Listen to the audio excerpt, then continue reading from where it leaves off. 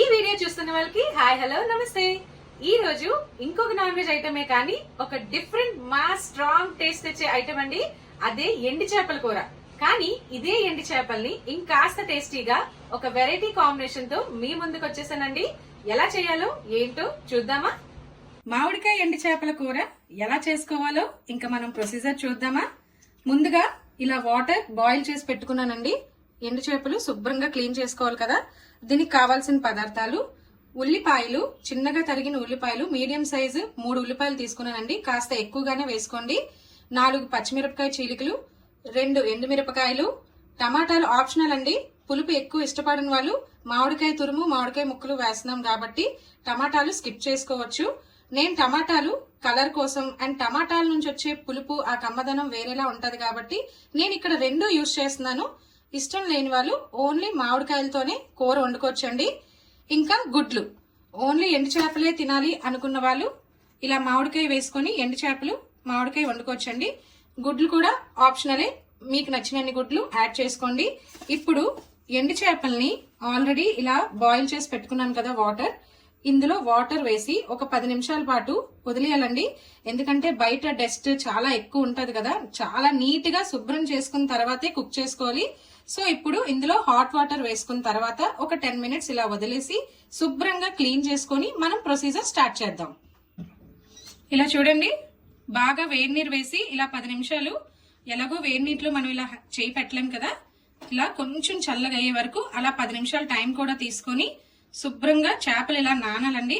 గట్టిగా ఉన్న చేపలు కొంచెం మెత్తగా కూడా అవుతుంది. నీట్ గా క్లీనింగ్ కూడా చేసుకోవచ్చు. ఇప్పుడు 10 మినిట్స్ తర్వాత ఈ ఎండి చేపల తలను కూడా తీసి ఎలా క్లీన్ చేయాలనేది చూద్దాం. ఇప్పుడు మనం వేసుకున్న వేడి నీరు కాస్త చల్లారిందండి. ఇదిగోండి, ఇలా చల్లారిన తర్వాత ఒక స్పూన్ పట్టుకొని ఇలా ఇలా పైన డస్ట్ చేపల పులుసు అంతా ఇలా తీసేయండి. అండ్ మెయిన్ గా హెడ్స్ రిమూవ్ చేసేయండి. ఎండి చేపల తలలోనే ఎక్కువగా మట్టి డస్ట్ చేరుతుంది. అందుకనే పచ్చి చేపల పులుసులోన తలకాయ ఎంత రుచినిస్తుందో ఎండి చేపల్లోన తలకాయని మనం రిమూవ్ చేసి పక్కన పెట్టేసుకోవాలండి. ఎందుకంటే మెయిన్ డస్ట్ అంతా, ఇసుక అంతా ఇందులోనే ఎక్కువగా ఫామ్ అవుతుంది. సో ఇది రిమూవ్ చేసేయండి. ఇక్కడ పర్టికులర్ గా ఎక్కువగా క్లీన్ చేయండి. డస్ట్ ఇసుకలాగంతా ఇక్కడే ఫామ్ అవుతుంది. ఇలా వేడి నీటిలోన స్పూన్ తో ఇలా క్లీన్ చేసుకున్న తర్వాత అన్ని చేపలకి ఇప్పుడు ఈ వేడి నీరు పడేసి మామూలు నార్మల్ వాటర్ వేసి చేత్తో క్లీన్ చేసుకోవచ్చండి అప్పుడు. ఎందుకంటే మన చేపలు ఇప్పుడు కాస్త మెత్తగా అవుతుంది కదా, చేత్తో తీసుకున్న డస్ట్ అంతా ఇలా రిమూవ్ చేసేయచ్చు ఈజీగా. చూడండి మన ఫిష్ ఎంత నీట్ గా కనిపిస్తుందో. ఇందాక చాలా డస్టీగా మురిగ్గా కనిపించింది కదా, ఇప్పుడు చూడండి వాటర్ వేయగానే ఎంత క్లీన్ వాటర్ లా వచ్చిందో. ఇందాక వేసిన వాటర్ కి ఇప్పుడు వాటర్ కి ఎంత డిఫరెన్స్ ఉందో. సో చాలా వరకు మన ఫిష్ ఇలా క్లీన్ అయిపోయిందండి. ఇప్పుడు ఒక్కసారి చేత్తోనే ఇలా రబ్ చేసుకోండి. ఇలా నీట్ గా రబ్ చేసుకుని పీసెస్ లాగా కట్ చేసుకోవడమే. చూడండి, ఇలా శుభ్రంగా నీట్ గా మన ఎండు చేపల్ని క్లీన్ చేసుకున్న తర్వాత పీసెస్ లా కట్ చేసుకున్నాను. ఈలోపు ఆయిల్ వేసి ఈ ఆయిల్ లోన మన ఎండు చేపల్ని ఫస్ట్ రోస్ట్ చేయాలండి. కూరలో ఫస్ట్ స్టెప్ ఇలా ఆయిల్ వేసి నీట్ గా క్లీన్ చేసుకున్న డ్రై ఫిష్ ని రోస్ట్ చేసుకోవాలి.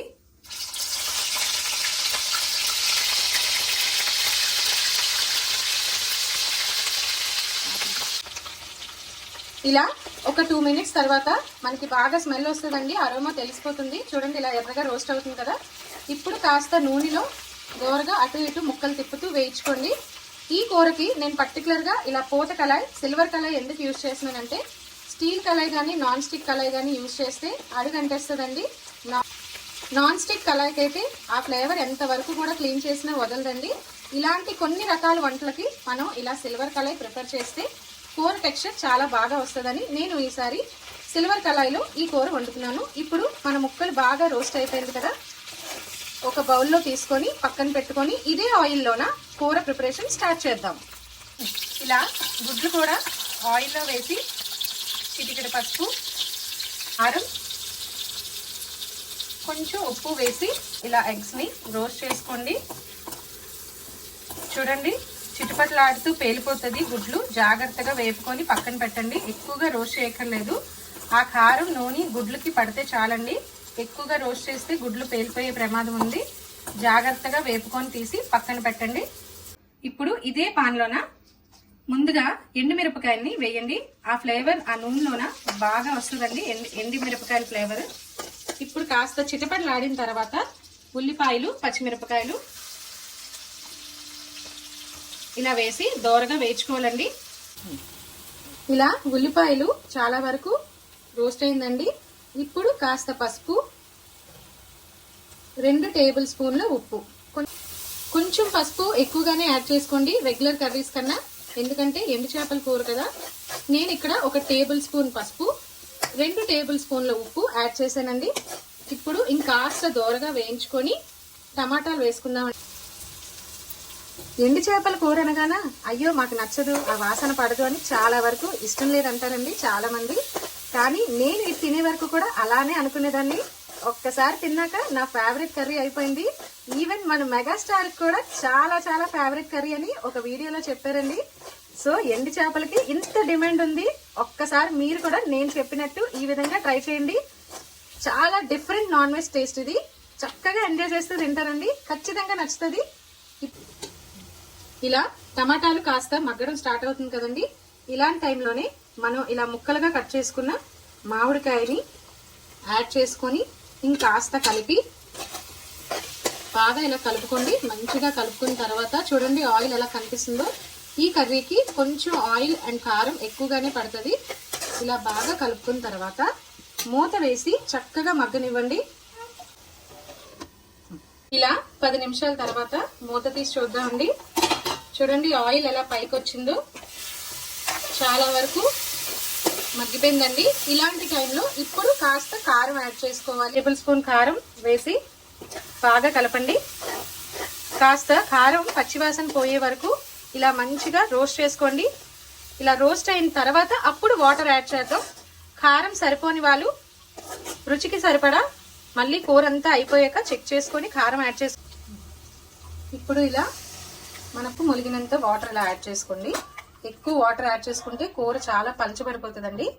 ఇలా కాస్త వాటర్ యాడ్ చేసుకొని బాగా మరిగిన తర్వాత మన ఎండు చేపలు, ముందుగా వేపిన ఎండు చేపలు, గుడ్లు యాడ్ చేసుకుందాం. చూడండి ఇలా బాగా మరుగుతుంది కదా. ఇలాంటి టైంలో ఇప్పుడు ముందుగానే వేపి పెట్టుకున్న ఎండు చేప ముక్కలు ఇలా ఆయిల్లో రోస్ట్ చేసుకున్నాం కదండి గుడ్లు, ఇవి కూడా వేసి బాగా కలపాలండి. ఇలా చుట్టూ తిప్పుతూ కలపండి.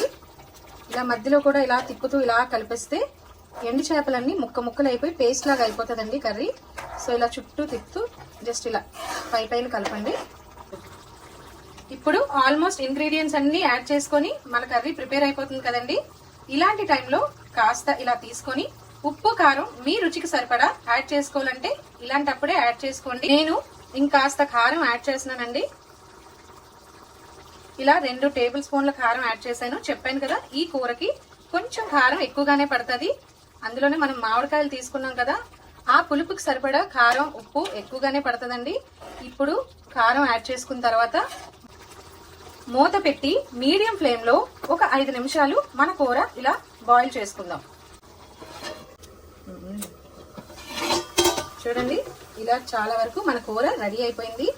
ఇలాంటప్పుడు మనం ముందుగానే మామిడి తురుము రెడీ చేసుకున్నాం కదా, ఇలా యాడ్ చేసుకొని, ఇలా యాడ్ చేయడం వల్ల మన కూర ఏమాత్రం పలచగా అయినా చిక్కగా అవుతుంది. ఇంకా పులుపు కూడా చాలా బాగా పడుతుందండి కూరకి. ఇలా చిక్కగా అవుతుంది కూర. అన్నంలో కలుపుకొని తినడానికి గ్రేవీ చాలా బాగా రెడీ అవుతుందండి ఇలా తురుము యాడ్ చేసుకోవడం వల్ల. చూడండి ఆల్రెడీ ఇలా యాడ్ చేయగానే మన గ్రేవీ ఎలా చిక్కగా వస్తుందో. ఇప్పుడు ఎక్కువగా కలపకండి, ఇంకా బ్రేక్ అయిపోతుంది కర్రీ. అంతే, ఇలా పైన కలిపేసి మూత పెట్టి జస్ట్ 1 మినిట్ అలా ఉంచి ఆఫ్ చేసి సర్వ్ చేసుకోవడమే. చూడండి ఎంతో రుచిగా, చూడడానికి కూడా కలర్ఫుల్ గా మన మామిడికాయ ఎండు చేపల కూర రెడీ. ఇప్పుడు సర్వింగ్ బౌల్ లో తీసుకున్నాం కదా, ఇలా పైన కరివేపాకు చల్లుకోండి. కొత్తిమీర కన్నా కరివేపాకు చాలా రుచిగా ఉంటదండి ఈ కూరకి. నేను చెప్పిన విధంగా ఈ కూరని ఇలా మీరు కూడా ట్రై చేసి మీకు ఎలా కుదిరిందో నాకు కామెంట్ బాక్స్ లో పిన్ చేయడం మర్చిపోవద్దు. లైక్ చేయండి, షేర్ చేయండి, నా వీడియోస్ ఫాలో అవ్వండి. Thank you for watching.